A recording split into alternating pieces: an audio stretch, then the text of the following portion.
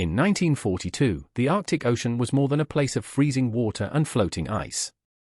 It was a battleground where ships, crews, and entire nations fought simply to survive. The Soviet Union was losing soldiers, tanks, aircraft, and territory faster than anyone could replace them. With Germany pressing hard on the Eastern Front, the only dependable supply route left to the Soviets ran straight through the Arctic Sea. The British Navy called this deadly route the Murmansk Run, though sailors jokingly renamed it the Merman Run, because they said any man who fell into the icy water turned into a dead merman within minutes. Convoys from Iceland to the Soviet ports of Murmansk and Archangel traveled more than 800 miles through water so cold it hovered just below freezing at -1.8 degrees Celsius. A sailor who fell overboard had maybe 5 minutes to live before his body shut down. German submarines patrolled under the waves, and German destroyers and aircraft hunted above them. By spring 1942, the PQ convoys, the code name for eastbound supply convoys, were suffering heavy losses.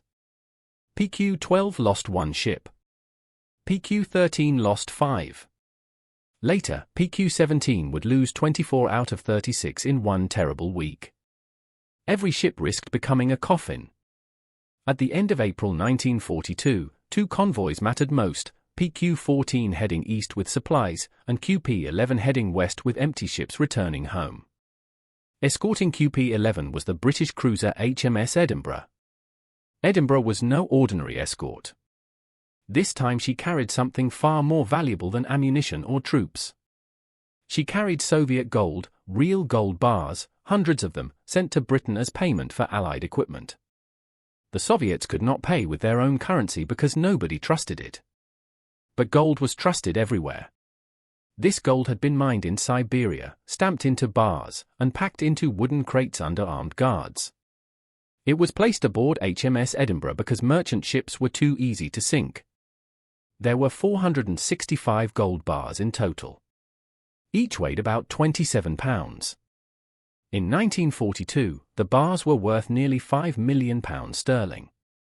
In today's money, the value would be around £500 million. This gold represented how desperate the Soviet Union was and how committed the British were to keeping Russia in the war. HMS Edinburgh herself was a town-class cruiser, built in the late 1930s when Britain still hoped naval treaties would limit the size of warships. She had been launched in March 1938 in the shipyards of Newcastle. She displaced around 10,000 tons and carried strong weapons. Her 12 6-inch guns in for triple turrets could fire heavy shells more than 15 miles. She also carried 12 4-inch guns for air defense. She had seen action all over, from the North Sea to the Mediterranean and even the Denmark Strait. Her crew of 750 knew she was tough and reliable. But the Arctic was unlike any place they had sailed. Ice formed on her guns, freezing the moving parts. Water pipes froze solid. Lookouts went temporarily blind, staring into endless white. Radar equipment iced over and stopped working. Steel decks became so cold that touching them with bare hands tore skin away. Crew members lost fingers and toes to frostbite. Even fuel oil thickened in the extreme cold. Life aboard was a constant fight against freezing to death. Edinburgh's captain was Hugh Forner, a calm, capable officer who trusted his crew and kept his emotions under control. QP-11 had 19 merchant ships heading back to Iceland under his protection. For destroyers, for corvettes, and a minesweeper formed the rest of the escort. It was not nearly enough, but the Arctic allowed no second chances. Germany knew these convoys were vital. The Luftwaffe bombed them when weather allowed. U-boats hid under the ice edge, where sonar was nearly useless. And from northern Norway, German destroyers could strike quickly and escape back to port before British battleships could respond. Edinburgh sailed with her hidden treasure in a special compartment called the bomb room, below the waterline and surrounded by thick armor. The crates were loaded under strict Soviet supervision. Russian NKVD officers stood watch with submachine guns while British sailors used winches to move the heavy boxes aboard. The crates were secured firmly, but no extra guards were placed nearby. The gold was supposed to be a secret, though almost everyone on board knew something valuable was being transported. Sailors avoided talking about it. Gold on a ship was considered bad luck. The convoy left Murmansk on April 30th. Just hours later, the German submarine U-56 detected them. Its captain, Max Martin Tietjert, had been hunting for days without success. When he sighted the cruiser through his periscope, he knew he had found a prize.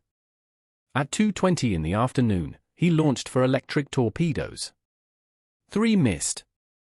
The 4th did not. It slammed into Edinburgh's starboard side near the stern. The explosion ripped open a huge hole below the waterline. Freezing seawater flooded into the engine rooms. 2 men drowned almost instantly. The stern dropped lower. The ship's speed fell sharply. But worst of all, the blast wrecked the steering gear. The rudders jammed at an angle, and the cruiser began turning in a wide, helpless circle.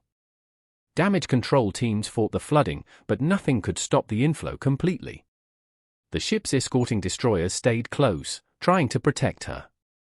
Sonar could not find the submarine. U-56 had already slipped away. Through the night, divers tried to free the stuck rudders, but the water was too cold, the visibility too poor. Towing cables snapped. Makeshift ideas failed. By morning on May 1st, Forner understood the truth: Edinburgh could move, but she could not steer.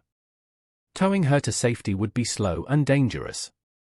At dawn, the real danger arrived: 3 German destroyers sent to finish the crippled cruiser. The German destroyers reached the area around 6:30 in the morning on May 1st, once the fog thinned enough for their lookouts to see Edinburgh's damaged shape drifting in slow circles. These enemy ships, Z7, Z24, and Z25, were fast, heavily armed, and twice the size of the British destroyers guarding the crippled cruiser.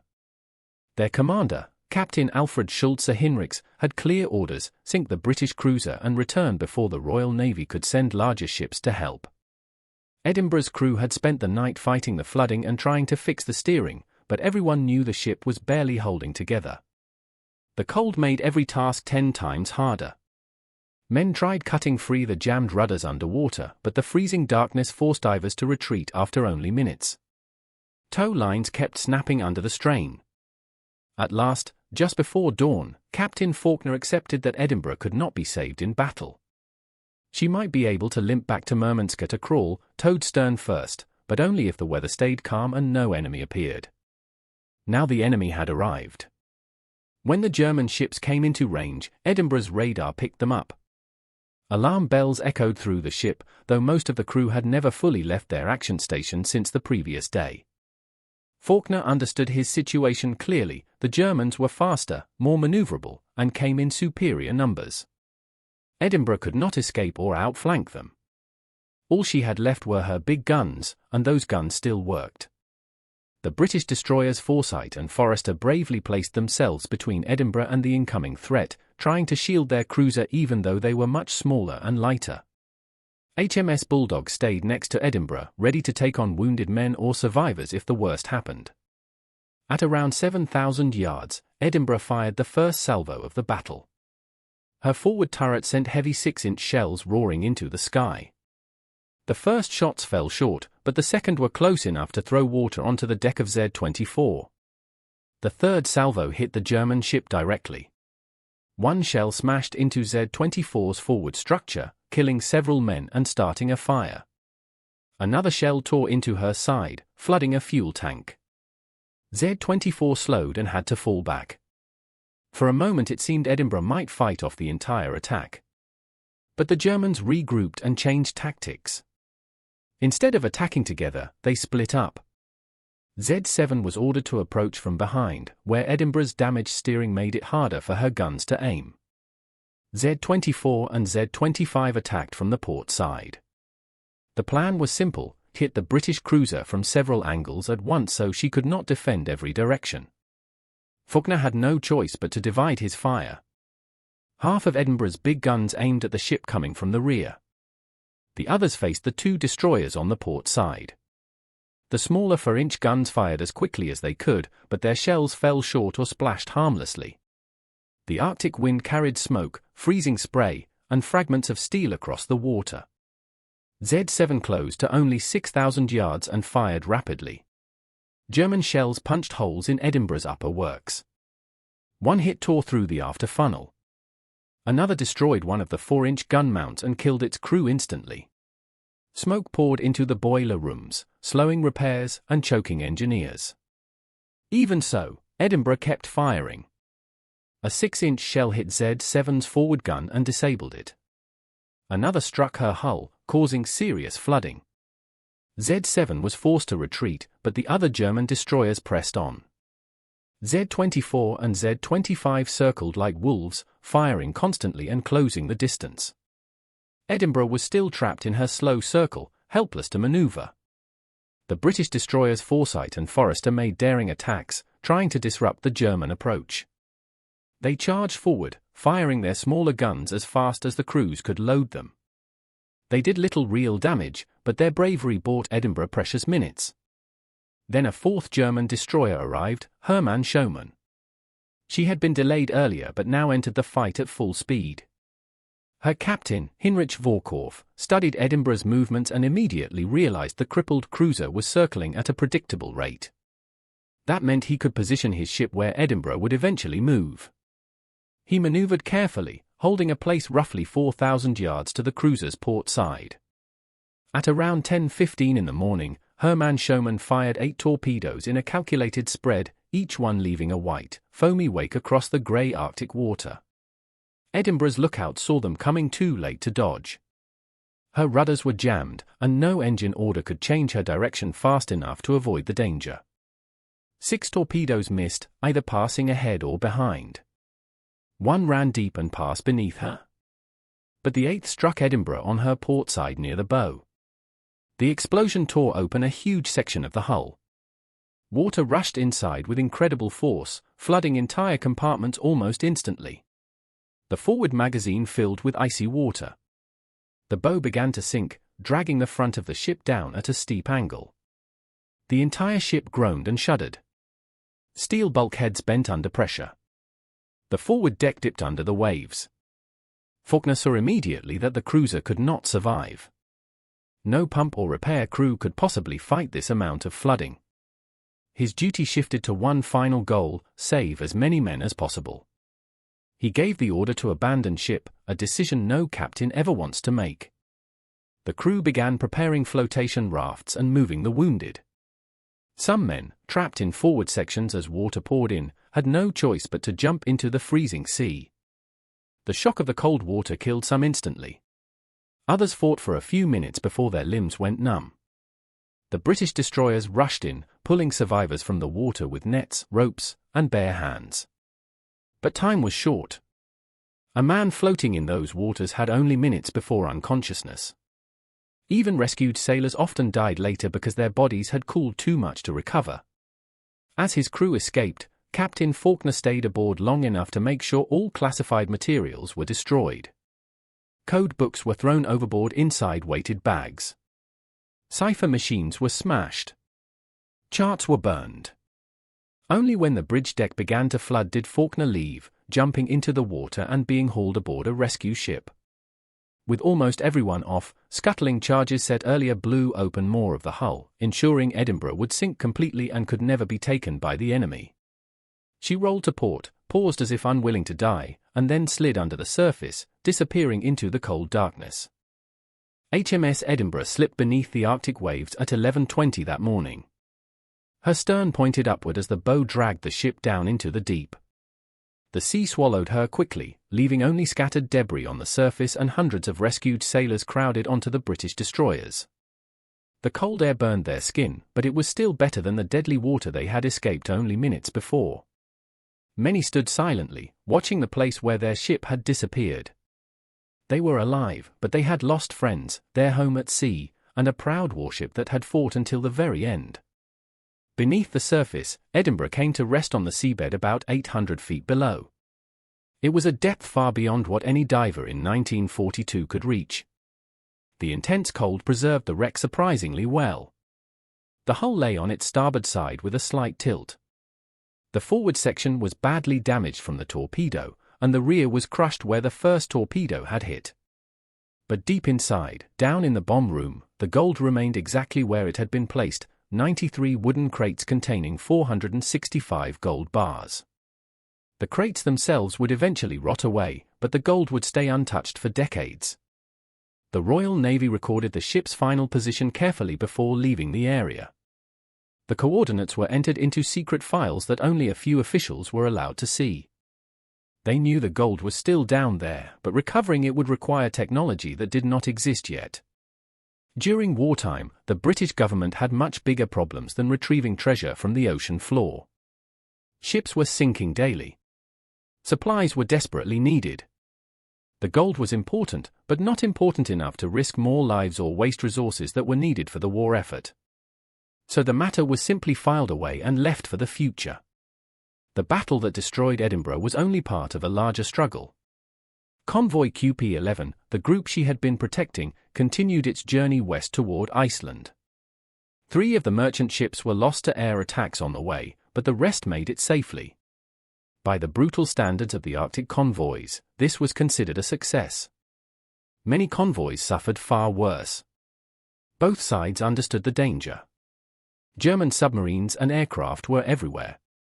British and Soviet escorts fought constantly to protect the convoys.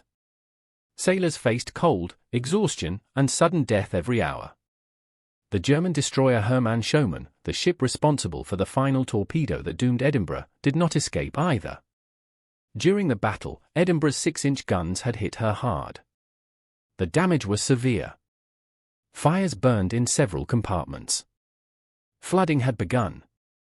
Her captain, Volkorf, realized that if he stayed in the area much longer, British destroyers would finish his ship off completely. He attempted to withdraw, but the British destroyers chased him. Unable to save his ship, he ordered it to be scuttled. Explosions rocked the German destroyer as charges detonated, breaking the hull and sending her to the bottom. About 60 of her crew went down with the ship. Others escaped in rafts and were later picked up, some by German vessels, some by Soviet ships, and some by the British themselves. Even in war, both sides often rescued each other's survivors when possible. The sea demanded that kind of respect.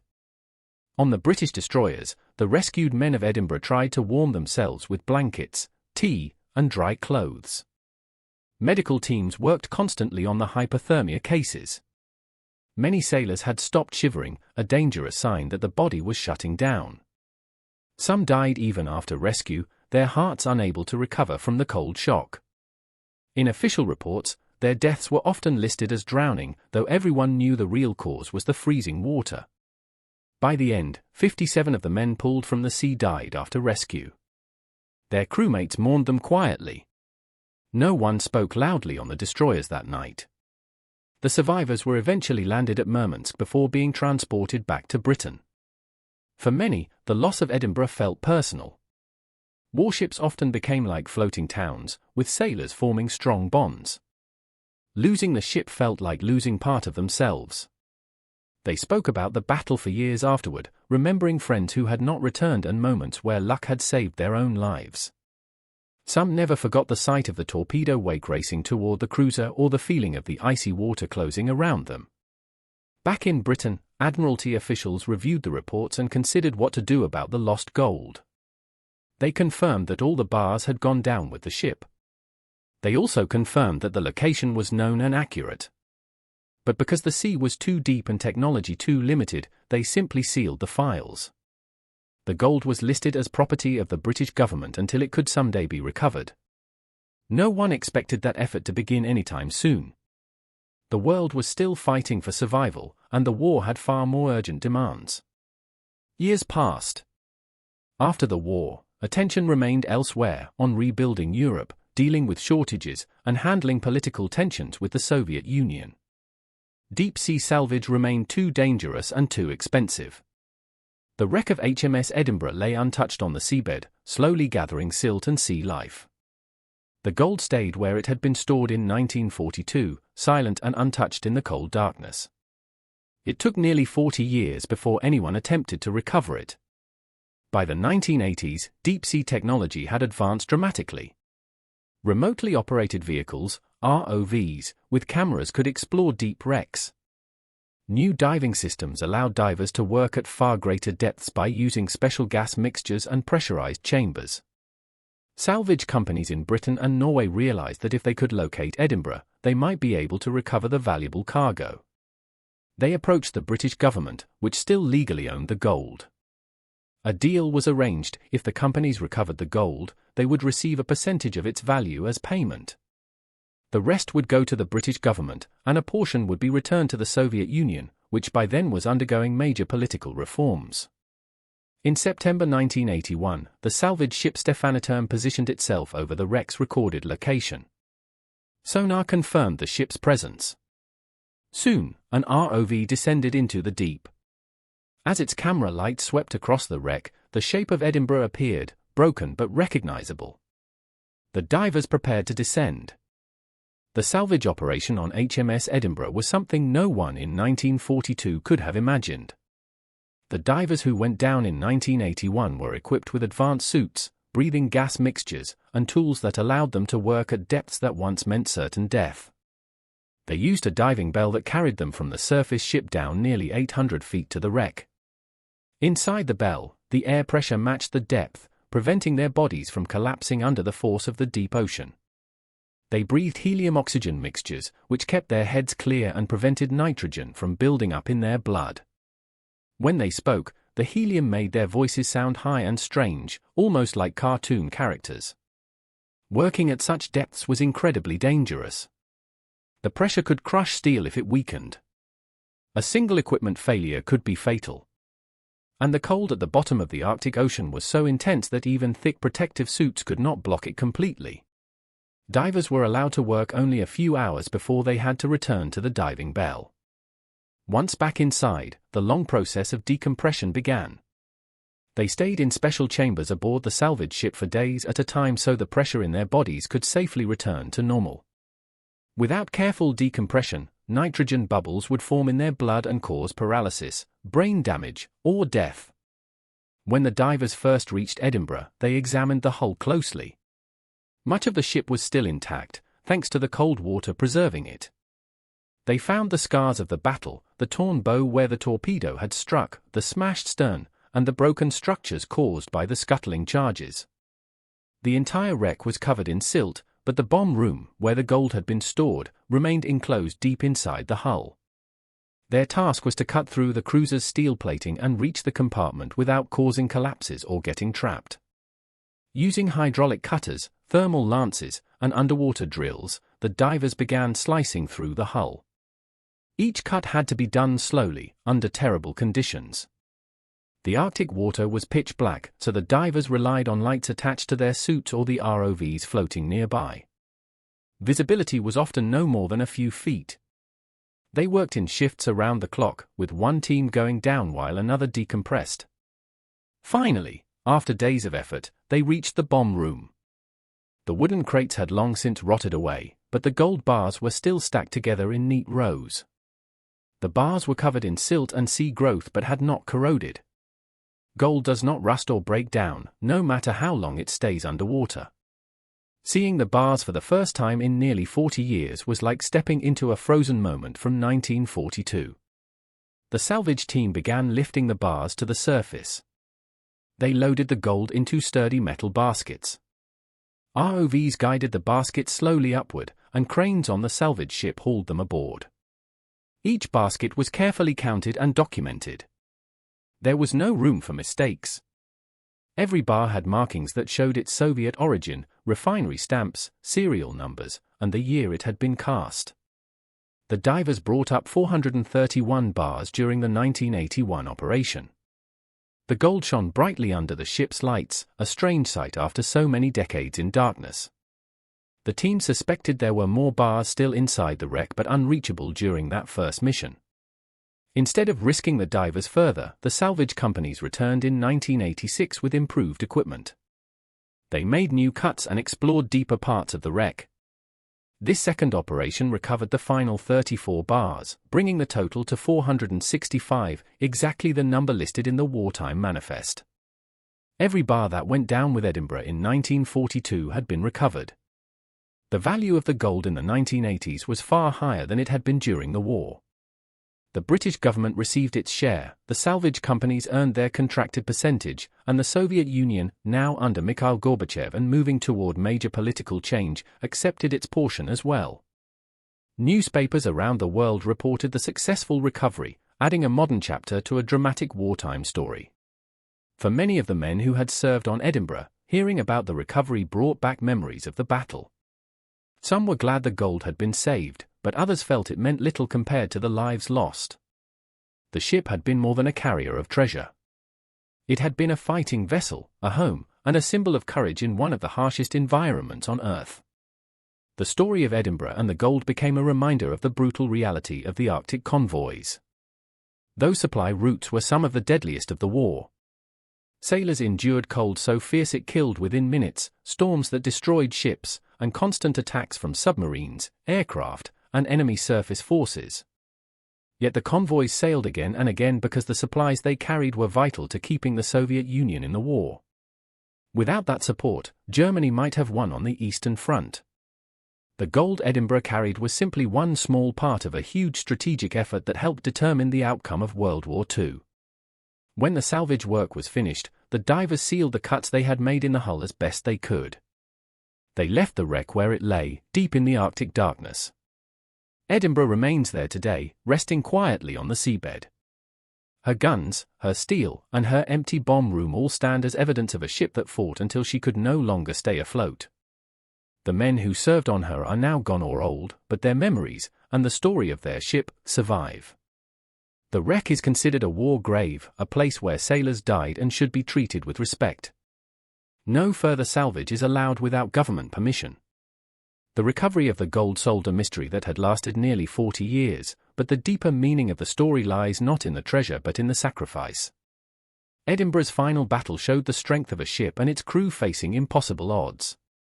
They fought until the end, protected their convoy, and upheld the duty the Royal Navy demanded of them. Today, the wreck of HMS Edinburgh lies in silent darkness, far below the surface of the Barents Sea. Almost no natural light reaches that depth. The only sounds are faint underwater currents drifting through the broken metal. The Arctic has claimed the ship completely, and the cold has slowed the passage of time around her. The hull is still mostly intact despite the immense pressure, though parts of the bow and stern remain torn open from the torpedoes and the final scuttling charges. There is no gold left in the bomb room now, only empty space where the crates once sat. Even though the treasure was recovered decades ago, divers and historians still view the site with deep respect. It is not just a shipwreck, but a grave for the sailors who never made it out. Wreaths have been placed near the wreck during memorial dives. In 2010, a small plaque was lowered onto the seabed to honor the 30 men who died during the battle and the 57 who later died from exposure after being pulled from the water. Their names remain linked to the ship forever. What gives the story of HMS Edinburgh lasting power is how it represents the spirit of the Arctic convoys.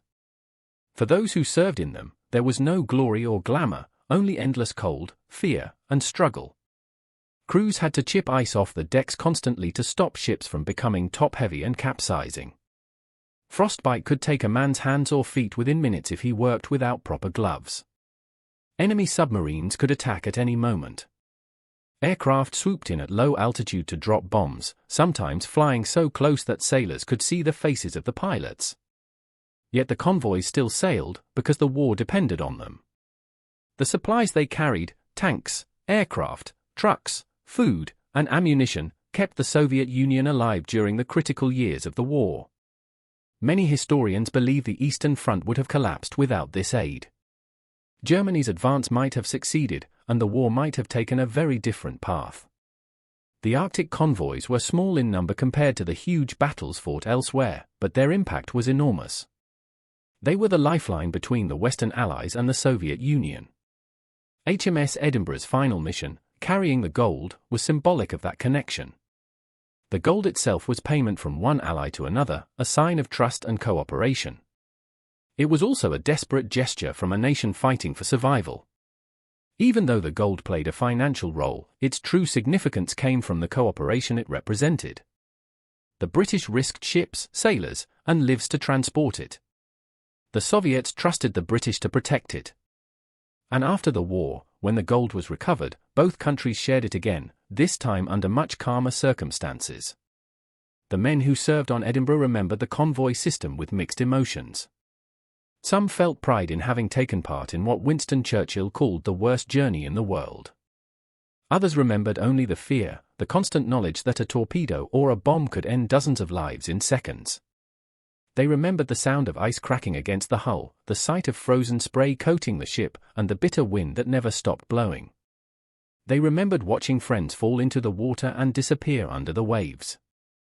They remembered the strange beauty of the northern lights shining above the black Arctic Sea on clear nights. Even in such a hostile place, nature sometimes offered moments of quiet. After the salvage operations in the 1980s, interest in Edinburgh's story grew around the world. Documentaries were made.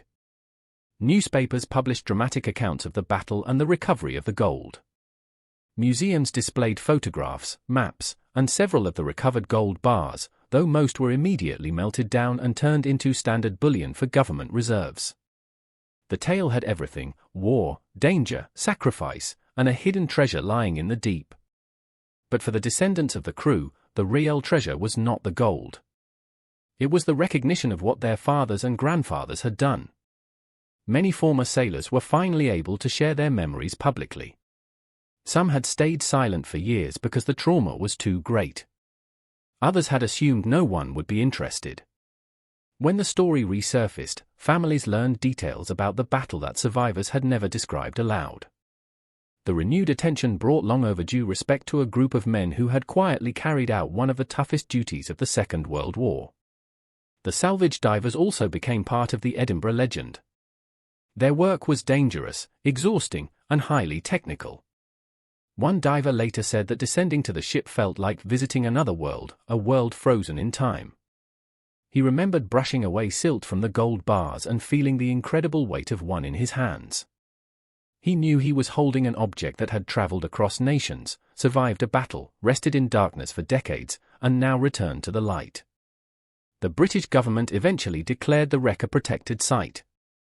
This means no one can disturb it without permission from the Ministry of Defence. Even though the gold is gone, the ship remains a symbol of courage and must be treated with dignity. The wreck sits far from any shipping lanes, and the harsh climate ensures that only serious expeditions can reach it. This isolation helps preserve it from damage. Every year, naval groups and veterans organizations hold small ceremonies to honor Edinburgh and the other ships that took part in the Arctic convoys. In both Britain and Russia, memorials list the names of the ships lost on the Murmansk run and the men who died on them. Edinburgh is always among the most remembered, not just because of the gold, but because her last battle showed the extreme bravery of sailors fighting in impossible conditions. In the end, the story of HMS Edinburgh is about far more than a sunken treasure. It is the story of a warship doing its duty until the very last moment. It is the story of men who fought through cold, fear, and exhaustion to protect one another. It is the story of nations cooperating in the face of a common enemy. And it is the story of how courage can survive even in the darkest and coldest places on Earth. The gold has been recovered, counted, and returned to the world. But the ship that carried it, and the men who sailed on her, will always remain deep beneath the Arctic Sea, silent, proud, and remembered.